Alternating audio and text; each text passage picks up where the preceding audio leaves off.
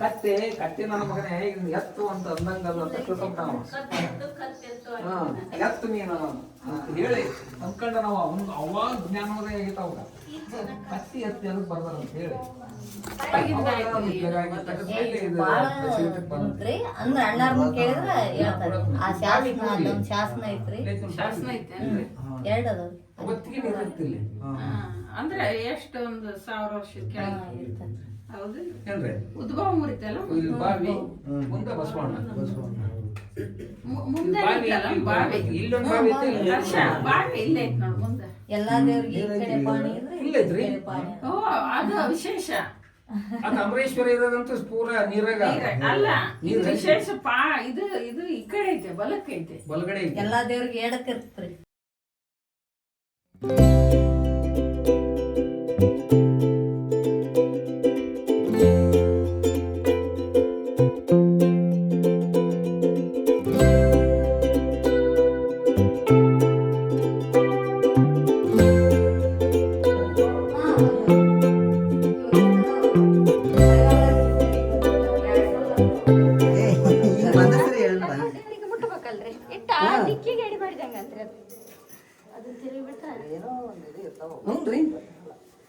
ಅಷ್ಟು ದೇವ್ರಿಗೆ ಎಲ್ಲ ತೇಡಿ ಮಾಡ್ಕೊಂಡು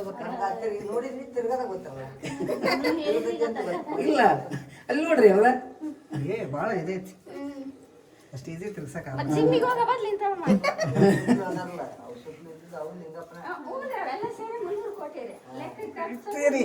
303 ಕೋಟಿ ಅದಾವ ನೋಡ್ರಿ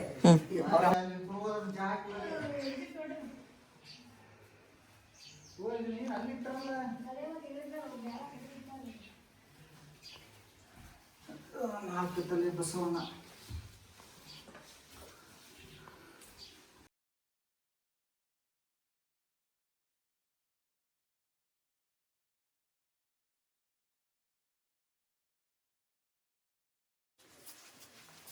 ಫೋಟೋ ತಗೋರಿ 4 ಇರೋದು ಹಂಗೆ ಒಂದು ಫೋಟೋ ತಗೋ ಇದು ನೋಡ್ದ ಆನೆ ಮೇಲೆ ಇಲ್ಲ ಬಾವಿಲ್ಲ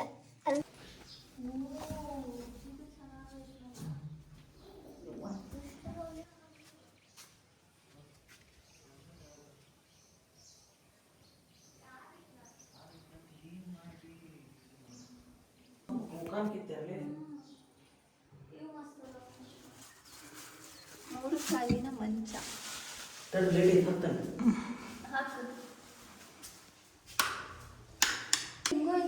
ಅದ ಸ್ಫಟಿಕನ ಅಂದೆ ಅಂತ ಕೇಳಿಲ್ಲ. ಟ್ರಾನ್ಸ್ಪರೆಂಟ್ ಇಲ್ಲೇನೋ ಇರುತ್ತೆ ಹೈಟ್ ಸಣ್ಣದೈತಿ. ಮೂರು ಕಾಲಿನ ಮಂಚ. ಇಲ್ಲೇ ತಲೆ ನೋಡು ಹೆಡ್.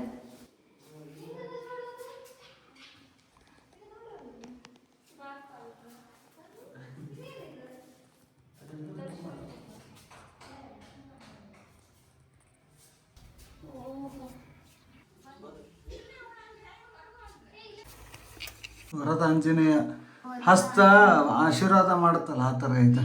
ಈಗ ಮ್ಯಾಲ ತಿರುಗಿ ನೋಡಿದ್ರೆ ಅದು ಆಶೀರ್ವಾದ ಮಾಡ್ದಂಗ ಮ್ಯಾಲಿಂದ.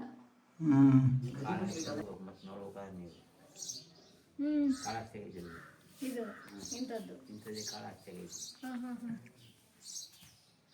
ಅದು ಪಾರ್ವತಿ ಪರಮೇಶ್ವರ ಈ ಕಡೆ ವಿಘ್ನೇಶ್ವರ, ಆ ಕಡೆ ಷಣ್ಮುಖ. ಇಲ್ಲಿ ಷಣ್ಮುಖ ನಿಮಗೆ ಡೈರೆಕ್ಟ್ ಎಂಟ್ರೆನ್ಸ್ ಬಂದು ಒಂದು ವಾಯುಲಿಂಗ ದರ್ಶನ ಆಗುತ್ತೆ ಸ್ಟಾರ್ಟಿಂಗ್. ಅಲ್ಲಿ ಮೇಲೆ ಐತಲ್ರಿ ಅದು ಆದ್ರೆ ಇದು ರೀ ಸ್ಟಾರ್ಟಿಂಗ್ ಬಂದರೆ ವಾಯುಲಿಂಗ ದರ್ಶನ ನಿಮಗೆ ಸ್ಟಾರ್ಟ್. ಇದರಿಂದ ಒಂದು ಫ್ಯಾಮಿಲಿ ದರ್ಶನ ಇದೆ. ಇದು ಏನು ಎದಕ್ಕೆ ವಾಯು ಗಾಳಿ ಬೇಕು, ಗಾಳಿ ಇದ್ರೆ ಎಲ್ಲರೂ ಬದುಕ್ತೀವಿ, ಗಾಳಿ ಇರಲ್ಲ ಅಂದ್ರೆ ಎಲ್ಲರೂ ಇರೋಲ್ಲ ನಾವು. ಹಾಗಾಗಿ ಫಸ್ಟಿಗೆ ವಾಯುಲಿಂಗ ಇಟ್ಟಿದೆ ಅಂದ್ರೆ 1700 ನಮ್ಮಲ್ಲಿ ಶತಮಾನ 8, ಶತಮಾನ 12, ಶತಮಾನ 14 ಶಾಸನಗಳಿವೆ ರೀ ನಮ್ಮಲ್ಲಿ ಟೋಟಲು. ನಮ್ಮೂರಲ್ಲಿ ಒಟ್ಟು ಟೋಟಲ್ಲು ಅಲ್ಲಿ ಊರಾಗ ಒಂದು 2 ಗುಡಿ ಅದಾವೆ ರೀ. ಒಂದು ಐತಿ, ಒಂದು ಬಿದ್ದೈತಿ ಏನು ರೀ. ಅಲ್ಲಿ ಶಾಸನಗಳು, ಆಮೇಲೆ ಇನ್ನೊಂದು ಬಿದ್ದು ಗುಡಿ ಮುಂದೊಂದು ಶಾಸನ ಐತಿ. ಅಲ್ಲಿ ಶಾಸನ, ಇಲ್ಲಿ ಶಾಸನ ಸೇರಿಸಿ ಅಷ್ಟು ಒಂದೇ ಕಾಲಘಟ್ಟ ಅಂತ ಬರಲ್ರಿ ಇವು.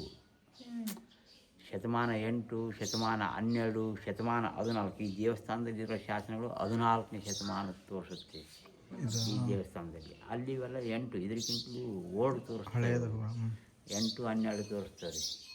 ಹಾಗಾಗಿ ಅಲ್ಲಿ ಶಾಸನ ಏನು ಹೇಳ್ತೀರಿ, 48 ಚೆನ್ನಮನ್ನೇರು, ನಾಡಾಳುವ ದೊರೆಗಳು, ಮುಮ್ಮುರಿ ದಂಡಗಳು ಇಲ್ಲಿ ಸೇರ್ತಾಯಿದ್ರು, ಬ್ರಹ್ಮಸಭೆ ಮಾಡ್ತಾಯಿದ್ರು, ರಾಜಸಭೆ ಮಾಡ್ತಾಯಿದ್ರು, ಧರ್ಮಸಭೆ ಮಾಡ್ತಾಯಿದ್ರು.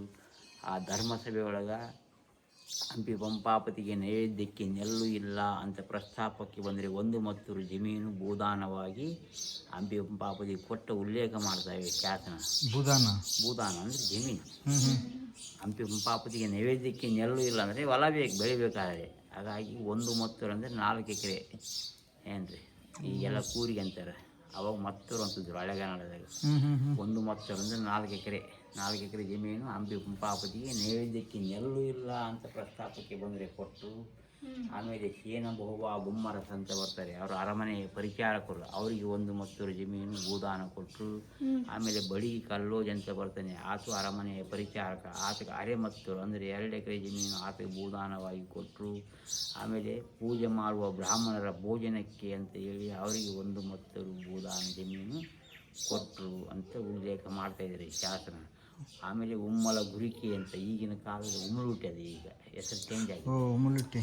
ಅದು ಫಸ್ಟ್ನೇ ಹೆಸರು ಉಮ್ಮಲ ಗುರಿಕೆ ಅಂತ ತೋರಿಸುತ್ತೆ ಶಾಸನದಲ್ಲಿ. ಆ ಊರನ್ನು ಈ ದೇವಸ್ಥಾನಕ್ಕೆ ತ್ರಿಭೋಗಾಭ್ಯಂತರ ಅಲ್ಲಿ ಬರೋಂಥ ಕರ ಕಂದಾಯ ಎಲ್ಲ ಈ ದೇವಸ್ಥಾನಕ್ಕೆ ಬಂದು ವ್ಯಯವಾಗಬೇಕನ್ನೋ ಉದ್ದೇಶದಿಂದ ಆ ಊರನ್ನೇ ದಾನವಾಗಿ ಬಿಟ್ಟ ಊರದು ದೇವಸ್ಥಾನಕ್ಕೆ ಶಾಸನದಲ್ಲಿ. ನಮಗೆ ಯಾವ ಕಂಚಿನ ಪತ್ರ ಇಲ್ಲ, ತಾಡುವುದೇ ಇಲ್ಲ. ಇದು ರಾಜಪ್ರಭುತ್ವದಲ್ಲಿ ಇದ್ದಂಥ ದೇವಸ್ಥಾನ ರೀ. ಹಿಂದಕ್ಕೆ ಈ ಕರ್ನಾಟಕನ 56 ಸಂಸ್ಥಾನಗಳು ಆಳುವಾಗ ಇದನ್ನೂ ಒಂದು ಸಂಸ್ಥಾನ ಆಳಿದೆ. ಉಮ್ಮಲೂಟಿ ಅನ್ನದಾನ ರಾಜನಾಡಗೌಡ ಅಂತ ಆ ಸಂಸ್ಥಾನಕ್ಕೆ ಒಳಪಟ್ಟದ್ದು.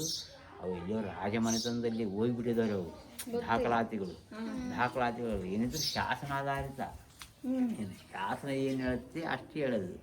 ಇದು ಧಾರವಾಡ ಯೂನಿವರ್ಸಿಟಿಯವರು ಈ ದೇವಸ್ಥಾನದ ಮೇಲೆ PhD ಮಾಡಿ ಶಾಸನ ಏನು ಹೇಳುತ್ತೆ ಅಷ್ಟೇ ಅವರೊಂದು ಬುಕ್ ಮಾಡಿದ್ದಾರೆ ರೀ. ಈ ಶಾಸನ ಏನು ಹೇಳುತ್ತೆ ಅಷ್ಟೇ ಹೇಳೋದು ಏನು ರೀ. ಅವರೆಲ್ಲ 48 ಚೆನ್ನಮನೆಯವರು, ಅವೆಲ್ಲ ಹೆಸರು ಜಾಸ್ತಿದಾಗಲ್ಲ ರೀ, ಬುಕ್ಸ್ನಾಗ ಮೆನ್ಷನ್ ಮಾಡಿರೋದು. ಅಂಬ್ರೆ ಗುಗ್ರಿ ಹಾಕಿ ಎಲ್ಲ ದೇವರಿಗೆ ನೈವೇದ್ಯ ಕೊಟ್ಕೊಂತ ಬಂದು, ಒಂದು ದೇವರಿಗೆ ನೈವೇದ್ಯ ಶಾರ್ಟೇಜ್ ಬಂದಕ್ಕೆ, ಒಂದು ದೇವರು ಸಿಟ್ಟಾದ ದೇವರು ಅಂತ ಹೊರಗಡೆ ಇದ್ದಾರೆ. ಅದು ಅವರೇ ಕೊಟ್ಟರು. ಹಾಂ, ಒಂದು ಏರಂದರೆ 2 ಕ್ವಿಂಟಾಲ್ 2 ಕ್ವಿಂಟಾಲ್ ಗುಗ್ರೆ ಮಾಡಿ ಎಲ್ಲ ದೇವರಿಗೆ ನೈವೇದ್ಯ ಕೊಟ್ಟರೆ ಆ ದೇವರಿಗೆ ನೈವೇದ್ಯ ಶಾರ್ಟೇಜ್ ಬಂತಂತೆ ಕೊಡೋಕ್ಕಾಗಿಲ್ಲ ಅದಕ್ಕೆ. ಹಾಗಾಗಿ ಎಲ್ಲರಿಗೂ ಕೊಟ್ಟು ನನಗೆ ನೈವೇದ್ಯ ಕೊಡೋಲ್ಲ ಅಂತೇಳಿ ಚಿಟ್ಟಾದೇಶ್ವರ ಅಂತ ಹೊರಗಡೆ ಇದ್ದಾನೆ. ಈ ಗುಂಪು ಬಿಟ್ಟು ಹೋಗತ್ತಾಗ ಅಲ್ಲಿ ರೋಡಿನ ಕೆಳಗದಾನ್ರಿ, ಬೇವಿನ ಮರ ಐತಿ, ಬೇವಿನ ಮರದ ಕೆಳಗದಾನೆ. ಪೂಜೆ ಮಾಡ್ತಾರಲ್ಲ. ಈ ಇಡ್ಲಿಕ್ಕಿಂತ ಜಾಸ್ತಿ ಅಲ್ಲಿ ನಮ್ಮೂರಾಗ ನಡ್ಕೊಳೋದು. ಹೌದನ್ರಿ? ಅದು ಮತ್ತೆ ಸಿಟ್ಟಾಕನ ಅದೇ ಭಾರಿ ಸಿಟ್ಟಾದೀಶ್ವರ. ಸಿಟ್ಟಾದೇಶ್ವರ ಅಂತ ಸಿಟ್ಟಾದೀಶ್ವರ ಆತನ ಜಾಸ್ತಿ ನಡ್ಕೊಂತಾರೆ. ಆ ಏರಿಯಾ ಎಲ್ಲ ಆತನ ಜಾಸ್ತಿ ನಡ್ಕೊಂತಾರೆ. ಇಷ್ಟು ಬರಲು ಕಾಯಿಲೆ ಕಾತು ಹೋಗ್ತಾರೆ. ಹೌದ್ರಿ? ನಮ್ಮ ದೇವಸ್ಥಾನದಲ್ಲಿ 14ನೇ ಶತಮಾನ ಶಾಸನ ಇದೆ ರೀ. ಹೊರಗಡೆ ಒಂದು ಶಾಸನ ಇದೆ, ತೆಂಗಿನ ಮರದ ಆ ಶಾಸನ ಇರುತ್ತೆ. 150 ಮತ್ತೂರು ಎಕರೆ ಜಮೀನು ಇತ್ತು ದೇವಸ್ಥಾನ ಅಂತ. ಅಂದರೆ 600 ಎಕರೆ. ಎಲ್ಲಿಂದ ಎಲ್ಲಿವರೆಗೆ ಅಂದರೆ ಕೃಷ್ಣವೇಣಿ ತುಂಗಭದ್ರಾ ಅಂತ ರಾಣಿ ಹೆಸರು ಬರ್ತದೆ, ರಾಜನ ಹೆಸರು ಕಟ್ಟಾಗಿದೆ. ಅದು ಎಲ್ಲಿಂದ ಇತ್ತಂತಂದರೆ ಹಂಪಿ ಪಂಪಾಪತಿ ನದಿ ತೀರದ ಹಿಡಿದು ಮುದಗಲ್ ವೆಂಕಟೇಶ್ವರ ಅಂತ ಇರುತ್ತೆ, ಅಂದರೆ ಮುದಗಲ್ ಸೀಮೆಯವರು ಅಲ್ಲಿವರೆಗೆ ಇತ್ತು. ಎಲ್ಲೆಲ್ಲಿ ಎಷ್ಟೆಷ್ಟು ಅಂತ ಕೇಳಾಗಿರೋದು ಒಟ್ಟೆ ಇತ್ತು, ಇಷ್ಟಿತ್ತು. ಅಲ್ಲಿಂದ ಇಲ್ಲಿವರೆಗೆ ಇತ್ತು. ನೋಡಕ್ಕೆ ಯಾವ ಊರಾಗ ಎಷ್ಟಿತ್ತು ಅಂತ ಹೇಳಲ್ಲ ಸ್ಪಷ್ಟವಾಗಿ. 150 ಎಕರೆ ಮತ್ತೊಂದು ಜಮೀನಿತ್ತು, 600 ಎಕರೆ ಅಲ್ಲಿಂದ ಅಲ್ಲಿವರೆಗೆ ಇತ್ತು ಅಂತ ಹೇಳ್ಬಿಡುತ್ತೆ ಶಾಸನ. ಇನ್ನೊಂದು ಶಾಸನ ಇದೆ, ಅದು ಇಲ್ಲಿದೆ. ಶ್ರೀಮನ್ ರಾಜಾದಿರಾಜ ವೀರ ಪ್ರತಾಪ ಸದಾಶಿವರಾಯ ಮಹಾರಾಯ ಅಯ್ಯನವರಿಗೆ ಆಯುಷ್ಯ ವಿದ್ಯೆಯಾಗಬೇಕು, ಬಯ್ಯಪ್ಪ ನಾಯಕ ಕೃಷ್ಣಪ್ಪ ನಾಯಕ ಅಯ್ಯನವರಿಗೆ ಪುಣ್ಯವಾಗಬೇಕೆಂದು ಅವರ ಮಕ್ಕಳು ವಿರೂಪಣ ನಾಯಕ ತಿಮ್ಮಣ ನಾಯಕ ಅಂತ ಬರ್ತದೆ ಶಾಸನದಲ್ಲಿ. ಅವರು ಈ ದೇವಸ್ಥಾನ ಕಟ್ಟಿಸಿದ್ರು ಅಂತ ನೀವು ಹೇಳೋದಿಲ್ಲ. ಅದು ಸ್ಪಷ್ಟವಾಗಿ ಹೇಳೋದಿಲ್ಲ ಶಾಸನ ಯಾವುದು ಕಟ್ಟಿಸಿದ್ರು ಅಂತ ಸ್ಪಷ್ಟವಾಗಿ ಹೇಳೋದಿಲ್ಲ. ಹಾಗಾಗಿ ಹಂಪಿ ಯೂನಿವರ್ಸಿಟಿ, ಧಾರವಾಡ ಯೂನಿವರ್ಸಿಟಿಯವರು 14ನೇ ಶತಮಾನ ಪೂರ್ವ ಶಾಸನವಾದ್ದರಿಂದ ಅದು ಜೀರ್ಣೋದ್ಧಾರಗೊಂಡಿರಬಹುದು. ಅದು ವಿಜಯನಗರ ಸಾಮ್ರಾಜ್ಯದ ಸದಾಶಿವರಾಯ ಮಹಾರಾಯ ಅಂತ ಒಬ್ಬ ರಾಜ ಇದ್ದ, ಕೃಷ್ಣದೇವರಾಯನಿಗಿಂತ ಮುಂಚೆ. ಆತ ಆರೋಗ್ಯದಿಂದ ಹದಗೆಟ್ಟಿದ್ದ. ಹಾಗಾಗಿ ಅದು ಆಯುಷ್ಯ ವೃದ್ಧಿ ಕೇಳಿದೆಯಲ್ಲ ಶಾಸನ, ಹಾಗಾಗಿ ಅದೇ ರಾಜನ ಆಗಿರ್ಬೋದು ಅಂತ ಊಹೆ ಮಾಡಿದರೆ. ಇಲ್ಲೊಂದು ಶಾಸನ ಇದೆ. ಈ ಶಾಸನ ಏನು ಹೇಳ್ತೀವಿ, ತೃಣಕ್ಯನ ಕಾರಂಭ ಮೂಲ ಸ್ತಂಭ ಅಂತ ಸ್ಟಾರ್ಟ್ ಆಗುತ್ತೆ ಶಾಸನ. ಯಾವ ತೃಣಕ್ಯ ಭೂಷಣ ಅಂತ ಬರುತ್ತೆ ಹೆಸರು, ಹಳೆಗನ್ನಡ ಇದ್ದದ್ದು. ತೃಣಕ್ಯ ಭೂಷಣ ಕಾರಂಭ ಮೂಲ ಸ್ತಂಭ ಅಂತ ಸ್ಟಾರ್ಟ್ ಆಗುತ್ತೆ ಶಾಸನ. ಏನ್ರಿ ಇದರಲ್ಲಿ ಶೆಕೆ ಬರೋದಿಲ್ಲ. ಅದು ಒಬ್ಬರು ಈಗ ಹೆಂಗ ಕಾಲಘಟ್ಟ, ಯಾರ ಕಾಲಘಟ್ಟ, ಮೌರ್ಯರ ಕಾಲಘಟ್ಟ, ಚಂದ್ರಗುಪ್ತನ ಕಾಲಘಟ್ಟ, ಹೊಯ್ಸಳರ ಕಾಲಘಟ್ಟ ಅಂತ ಹೆಂಗೆ ಹೇಳ್ತಾರೆ ನೋಡ್ರಿ. ಅದ್ರಂಗೆ ತೃಣಕ್ಯ ಭೂಷಣನ ಕಾರಂಭ ಮೂಲ ಸ್ತಂಭ ಅಂದರೆ ತೃಣಕ್ಯ ಭೂಷಣನ ಕಾಲ, ಅದು ಆತನ ಕಾಲ. ಅದು ಕಾರಂಭ ಮೂಲ ಸ್ತಂಭಾಯ ಅಂದರೆ ಆತನ ಕಾಲದಲ್ಲಿ ತೃಣಕ್ಯ ಭೂಷಣ ಅಂತ ಉಲ್ಲೇಖ ಮಾಡುತ್ತೆ. ಶಾಸನ ಬಂದ್ಬಿಟ್ಟು ದೇವರಿಗೆ ಅರ್ಪಿಸಬಹುದಾದ ಅರ್ಪಿಸಬಾರದ ಫಲಪುಷ್ಪಾದಿಗಳ ವಿವರಣೆ ಕೊಡುತ್ತೆ. ಯಾವ ಹಣ್ಣು ಯಾವ ಹೂವನ್ನು ದೇವರಿಗೆ ಇಟ್ಟರೆ ಪುಣ್ಯ ಬರುತ್ತೆ, ಯಾವುದನ್ನಿಟ್ಟರೆ ಪಾಪ ಬರುತ್ತೆ ಅಂತೇಳಿ ಶಾಸನ ಇದೆ. ಆ ಬುಕ್ಕಿನಲ್ಲಿ ಎಲ್ಲ ಮೆನ್ಷನ್ ಮಾಡಿದ್ದಾರೆ. ಯಾವುದ್ರ ಕೊಡ್ತಾರೆ ಶಾಸನ ಆಧಾರಿತ ಕೇಳ್ಬೇಕಂದ್ರೆ ಆಡು ಭಾಷೆ ಒಲ್ಲ ಬೇರೆ ಕೊಡ್ತಾರೆ. ಇನ್ನೊಂದು ಶಾಸನ ಆಧಾರಿತ 100 ರೂಪಾಯಿ ಕೊಡ್ತಾರೆ. ಅರ್ಪಿಸಬಹುದಾದ ಅರ್ಪಿಸಬಾರದ ಫಲಪುಷ್ಪಾದಿಗಳು ವಿವರಣೆ ಕೊಟ್ಟು ಕೆಳಗಡೆ ವಹಿಲ ಮಾಡಿದ ದೇವಾಲಯ ಅಂತ ಬಂದ್ಬಿಡ್ತದೆ. ಅದರಲ್ಲಿ ಆ ವಹಿಲ ಯಾರು ಅಂದರೆ ಗುಜರಾತಿನ ವಿಲಾಸವತಿ ಪಟ್ಟಣದ ನಿಕುಂಭರಾಜನ ಮಗ ವಹಿಲ ಅಂತ ಶಿವತತ್ವ ಗ್ರಂಥದ ಆಧಾರವಾಗಿಟ್ಕೊಂಡು ಅವರು ಬರೆದರು ಆ ಬುಕ್ನಲ್ಲಿ. ಆ ವಹಿಲ 16 ವರ್ಷದ ಯುವಕನಿದ್ದಾಗ ಅವರಪ್ಪ ನಿಕುಂಭರಾಜ ತೀರಿ ಹೋದಾಗ ನಮ್ಮಪ್ಪ ಮರಳಿ ಬರ್ಬೋದು ಅಂತೇಳಿ ಆತ ತಪಸ್ಸನ್ನು ಆಚರಿಸಿದ. ಯಾರು? ವಹಿಲ. ಈ ವಹಿಲ ಕೊಡಲ್ಲ ಸಶರೀರವಾಣಿ ಆಯಿತು. ಸುಮ್ಮನೆ ಮಾತು ಕೇಳಿರ್ತೀವಿ. ಏನಂದರೆ ನೀನು 12 ವರ್ಷ ಪರ್ಯಂತರ ಗುಡ್ಡಕ್ಕೆ ಹೋಗಿ ಗುಗ್ಗಳಾರ್ತಿ ಅಂತಂದು ನನ್ನ ಸೇವೆಯನ್ನು ಮಾಡ್ತೀನಿ, ದರ್ಶನ ಕೊಡ್ತೀನಲ್ಲ ಗುಗ್ಗಳಾರ್ತಿ. ಇದು 12 ವರ್ಷ ಪರ್ಯಂತರ ಗುಡ್ಡಕ್ಕೆ ಹೋಗಿ ಗುಗ್ಗಳಾರ್ತಿ ತಂದು ಶಿವನ ಸೇವೆಯನ್ನು ಮಾಡಿದ. ತದನಂತರದಾಗ 12 ವರ್ಷ ಆಗಿಂದ ವೈದ್ಯನಿಗೆ ಶಿವರಾಜಕುಮಾರ್ ದರ್ಶನ ಕೊಟ್ಟ. ತನ್ನ ವಿಮಾನದಲ್ಲಿ ಕೈಲಾಸಕ್ಕೆ ಕರೆದುಕೊಂಡು ಹೋದ. ಮರಳಿ ವೈದ್ಯನ ಭೂಮಿಗೆ ಕಳಿಸ್ಬೇಕಾದ್ರೆ ನೀನು ಹಳ್ಳಿಗೆ ಹೋಗಿ ದೇಗುಲ ಮಾಡು, ತೆರಿಗೆ ಏಕಿ ಗೆರೆ ಕಟ್ಟಿದಂತ ಆಜ್ಞಾಪಿಸಿದ. ಹಾಗಾಗಿ ವೈದ್ಯ ಮಾಡಿದ ದೇವಾಲಯ ಈ ಶಾಸನಗಳು. ಒಂದೊಂದು ಶಾಸನ ಒಬ್ರೊಬ್ರದ್ದು ಹೇಳ್ತಾರೆ. ಗಂಡುಗಲಿ ಕುಮಾರರಾಮ ಇದ್ದಾಗೂ ಇತ್ತು. ಗಂಡುಗಲಿ ಕುಮಾರರಾಮ ಎಷ್ಟನೇ ಶತಮಾನ? ಅದಕ್ಕಿಂತಲೂ ಪೂರ್ವ ಇದು 8ನೇ ಶತಮಾನ ಶಾಸನ. ಅದು ಸ್ಟಾರ್ಟ್ ಆಗಿರೋದು 14ನೇ ಶತಮಾನ. ಅದಕ್ಕೆ ಇದಕ್ಕೆ ಸೇರಿದರೆ 600 ವರ್ಷ ಹಿಂದಕ್ಕಾಯ್ತು. ಏನ್ರಿ ಅದು 600 ವರ್ಷ ಇದಕ್ಕಿಂತ ಮುಂದಕ್ಕಾಯ್ತು, ಇದು ಹಿಂದಕ್ಕಾಯ್ತು. ಇವರೇ ಅವ್ರಿಗೆ ಭೂದಾನ ಕೊಡ್ತಾರೆ ಅಂತ ಹೇಳ್ತಾರೆ. ಈಗಲೂ ನಂಬಿಕೆ ಐತಂದ್ರೆ ಇಲ್ಲಿ ಬಂದು ಯಾರನ್ನ ಇದು ಮಾಡ್ತಾನೆ 3 ಕಾಲಿನ ಅಂತ. 3 ಕಾಲು ಮನುಷ್ಯ ಆದಿಶೇಷ ಮಲಗುವ ಸ್ಥಳ ಇದು. ಅದ್ರ ಮೇಲೆ ಯಾರು ಮಲಗೋದು ಆಗ್ತಾ ಇರೋದಕ್ಕೆ ಅಷ್ಟೇ. ಹಾವು ಬರ್ತಾವೆ ಹೋಗ್ತಾವೆ, ಒಂದೇ ಏಳು ಕಾಣೋದು. ಹೌದ್ರಿ? ಒಂದೇ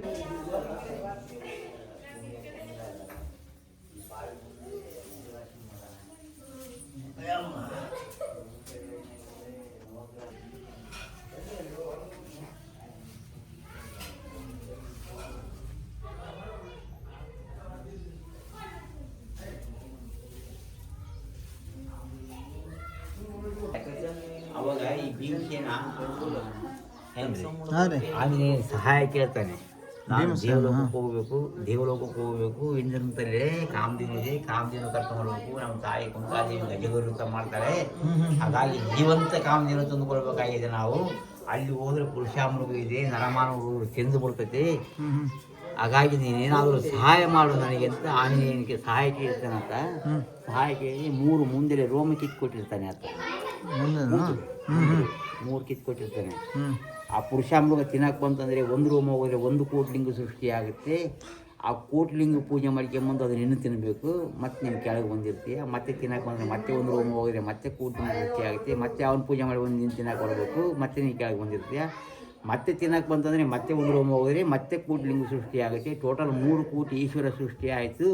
3 ಕೋಟಿ ಈಶ್ವರನ ಪೂಜೆ ಮಾಡ್ಕೊಂಬಂದು ಅದು ನೀನು ತಿನ್ನಬೇಕಂತ ನೀವು ಭೂಮಿಗೆ ಬಂದಿರ್ತೀಯ ಅಂತ ಒಂದು ಉಪಕಥೆ ಇದು. ಇದು ಕಥೆಗಳಲ್ಲಿ ಮತ್ತು ಸಣ್ಣ ಸಣ್ಣದು ಒಂದು ಭಾಗ. ಉಪಕಥೆ ಇದು ಕಾಮಧೇನು.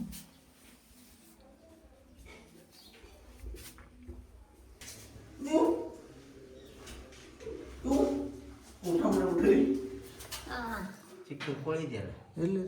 ಅಲ್ಲಿದ್ದಲ್ರಿ ಮೇಲೆ ಮೇಲೆ ಮೇಲೆ. ಹಾಂ ಅದು ಕೋಳಿ, ಕಲ್ಲಿನ ಕೋಳಿ. ಮುಳ್ಳ ಇದೆ ನೋಡ್ರಿ ಮಕ್ಕಳು. ಮುಳ್ಳ ನಿಂತಿದ್ದಾನಲ್ರಿ, ಮುಳ್ಳ ಕಲ್ಲಿನ ಕೋಳಿ ಕೂಗಿದ್ರೆ ಈ ಮುಳ್ಳ ಚೂರಿ ಹಾಕಿದರೆ ಹಂಪಿ ಗೋಪು ಮೇಲೆ ಕುಂತು ಕಾಗಿ ನೀರು ಕುಡಿದ್ರೆ ಅವತ್ತು ಈ ಕಲಿಯುಗ ಪ್ರಳಯ ಅಂತ ಒಂದು ವಾಡಿಕೆ ಇದೆ ರೀ. ಮುಲ್ಲ ಅದು ಕಲ್ಲು ಕೋಳಿ ರೀ. ಏನಾದ್ರು ಕೂಗಿತಂದ್ರೆ ಇವನು ಜೀವ ಬಂದು ಇವನು ಚೂರಿ ಹಾಕಿಬಿಡ್ತಾನ. ಸೈಡ್ಗೆ ಅವಕ್ಕೆ ಜೀವ ಬಂದ್ಬಿಡುತ್ತೆ. ಅದೇನಾದ್ರು ಕೂಗಿತಂದ್ರೆ ಈ ಚೂರಿ ಹಾಕಿಬಿಡ್ತಾನೆ, ಕೋದ್ಬಿಡ್ತಾನೆ ಕುದಿಗೆ ಅಂತ. ಅವತ್ತು ಹಂಪಿ ಗೋಪು ಮೇಲೆ ಕಾಯಿ ಕುಂತು ನೀರು ಕುಡಿದ್ರೆ ಕಲಿಯುಗ ಪ್ರಳಯ ಅಂತ ಒಂದು ಪ್ರತೀತಿ ಇದೆ. ಅದು ಹಂಪಿ ಮೇಲೆ ಕಾಯಿ ಕೂತ ನೀರು ಕುಡಿ, ಗೋಪುರ ಮೇಲೆ ಫುಲ್. ಈಗ ವಿಡಿಯೋ ತೆಗೀಗ.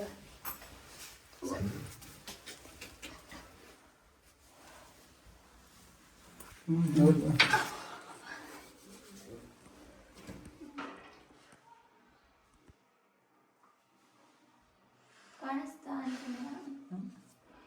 ಹಿಂಗ ಹಸ್ತ ಮಾಡಿರೋದು ಕಾಣಿಸ್ತತಿ. ಅವ್ರಿಗೆ ನಿಮ್ಮ ಪೇಜಿಂದ ಇದು ಮಾಡಿ ಹೇಳ್ಕೊಂಡು ಹೋಗಿ ಚಲೋ ಮಾಡ್ರಿಲ್ಲ ಇವ್ರು ಬಂದು ಅಂದ್ರೆ ತಿಂತದೆ.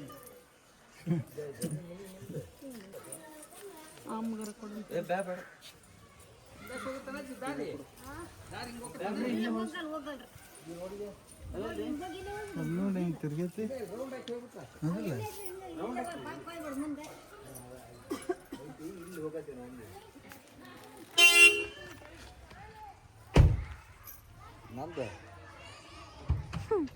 ಸಿಟ್ಟಿದೇಶ್ವರ ಅಂತ ನೀನ ಸಿಟ್ಟಿ ಸಿದ್ದಪ್ಪರ.